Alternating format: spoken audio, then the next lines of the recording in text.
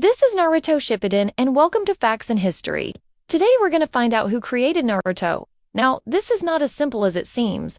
So many people have worked on the Naruto franchise over the years that it's hard to say exactly how many people it takes to make an anime. And also, some of these people work in positions that don't really get much public recognition. However, there are a few names that stand out above the rest when it comes to creating Naruto. So let's look at how these people came to be involved with such an iconic series.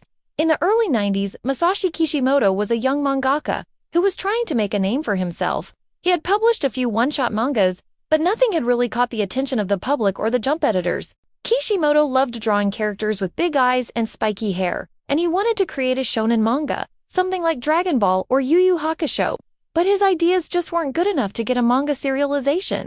That was until he met with a Jump editor named Takeshi Koshi. Koshi had been working at Shusha for several years, and he was looking for new talent.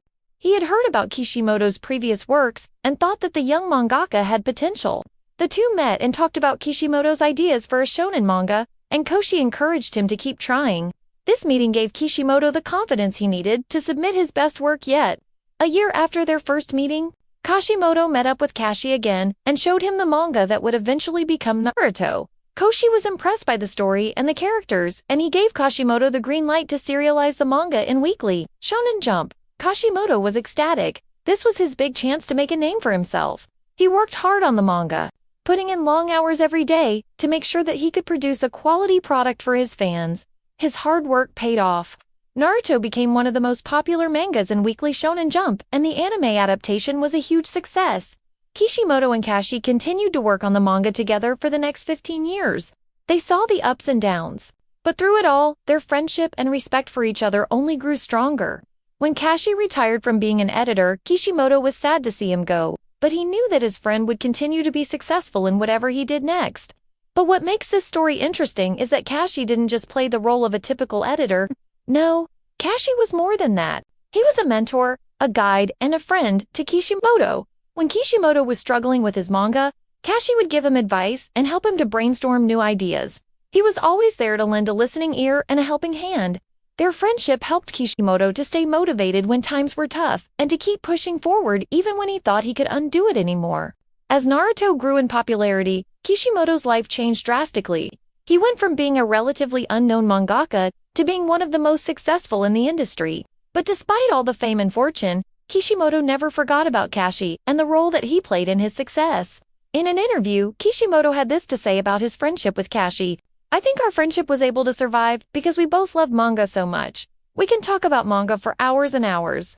It's clear that Kishimoto's friendship with Kashi was an important part of his life and something that he values deeply. But unfortunately, there's not much information available about Kashi himself.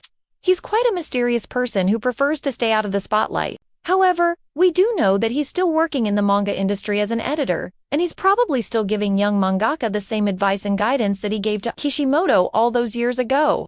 As for Kishimoto, well, he's still making manga, but he's also taken on a new role, that of a teacher. Yes, Kishimoto is now a teacher at the famous manga school, the Opal School. He wants to share his knowledge and experience with the next generation of mangaka and help them to achieve their dreams. And finally, let's not forget about the voice actors who brought Naruto and the other characters to life. Without them, the series wouldn't have been nearly as popular. Junko Takeuchi, who voiced Naruto, is sadly no longer with us, but her portrayal of the character will never be forgotten. And the other voice actors are still hard at work, voicing Naruto in new projects all the time. But let's take a moment to appreciate all the voice actors who have worked on the series over the years.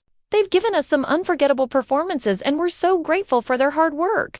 There are a lot of people who had a hand in creating Naruto, and Kishimoto was the one who came up with the initial idea and created the world and characters that we all know and love. But it was Kashi's guidance and support that helped him to bring that idea to life. And it was the hard work of the animators, voice actors, and other staff members that brought Naruto to the screen.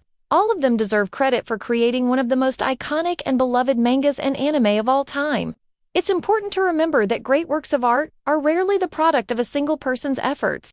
Instead, they're usually the result of a team of talented individuals working together to create something truly special. And that's definitely the case with Naruto.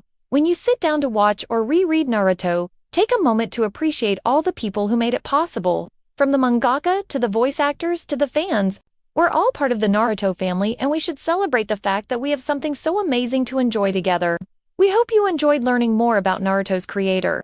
Now, it's time for you to leave a comment below and tell us which character is your favorite. And if you haven't already, please be sure to like and subscribe so you don't miss any of our future videos. Thanks for watching. Until next time,